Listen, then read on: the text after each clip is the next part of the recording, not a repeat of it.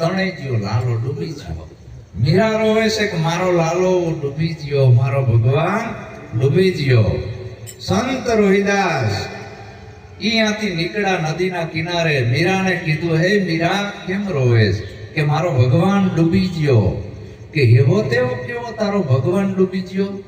આખા વિશ્વનું ભરણ પોષણ જે કરે છે એ ડૂબતો હશે? એ તો વિશ્વંભર સર્જનહાર છે. તો તારો ભગવાન શેનો હતો? તારો કૃષ્ણ કનૈયો શેનો ભગવાન તે બનાવ્યો હતો? કે પથ્થરનો. રોહિદાસ બાપુએ પથ્થર ઉપાડ્યો કે મીરા આનો જ ભગવાન હતો ને તારો. આમ મૂક્યો પાણીમાં, પથ્થર તો ડૂબી જ જાય. જો મીરા જે આ પોતે ડૂબે એ બીજાને શું તારે? આ ભગવાન હાચો નથી, તારા હાચો કૃષ્ણ જોવો છે? મીરા કે હા, એટલે તો હું ભક્તિ કરું છું.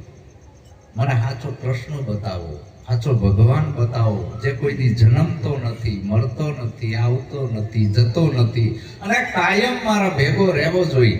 હા, એવો બતાવો. પણ આપણે જે પકડ્યું એ મૂકી શકતા નથી. સંતો આવીને કહે છે, પણ આપણે જે પકડી લીધું એ છોડવાની તૈયારી નથી. આપણે એ જ માની લીધું કે આ લાલો જ સાચો છે. જે ઓલો પથ્થરનો બનાવ્યો હોય ને એને પૂજા કરવી છે. સંતો ગમે એટલું આઈને રાડું પાડે તો એ હવારે ઈ ચાલુ. હાચા ભગવાનને જોવાની આને કઈ પડી નથી. શું કામ? એ ખોટો ભગવાન છે, કઈ કહેતો નથી એટલે. બોલે નહીં, ચાલે નહીં, ખાય નહીં, પીવે નહીં, ઘરમાં જમ ફાવે એમ રેવી. એ ભગવાન કઈ કહેવાનો નથી. ઘરમાં એક ભગતના ઘરે જો 50 ફોટા લગાયેલા નોખા નોખા નોખા ભગવાનના. મેં કીધું તમે મોટા ભગત લાગો છો. કે હા યાર, બધાય ભગવાનને હું માનું છું. કેટલા? 50 ફોટા. પછી મેં કીધું ભગત તમે સાચા ભગત છો? કે હા. અને કેટલી માતાઈઓ નહીં લગાયેલા. એટલે હોય એક ફોટા થયા.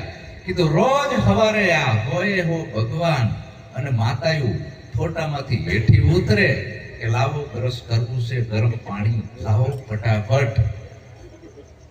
પછી લાવો અમારે ચા પાણી નાસ્તો કરવો છે. એક કે અમારે ઢેબરા ખાવા છે, એક કે ભાખરી ખાવી છે, એક કે પૌવા ખાવા છે. બપોર થાય એટલે બધા નોખું નોખું ખાવાનું માગે, સાંજે નોખું નોખું માગે. એક કે ચા પીવી છે, એક કે કોફી પીવો છે. એ કઈ ભગવાનને તમે રાખો? કે ના, તો હું ખાડામાં નાખી આવું જઈને. એ કઈને રાખવું નહીં. તો ખોટા ભક્તિ નથી કરતા, બધા દેખાવ જ કરે છે ને, પાખંડ જ કરે છે ને.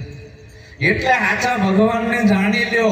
હાલે ચાલે બોલે એવો, ખાઈ પીવે એવો, તમારી હારે વાતો કરે ને તમારા ભેળો જ રહે.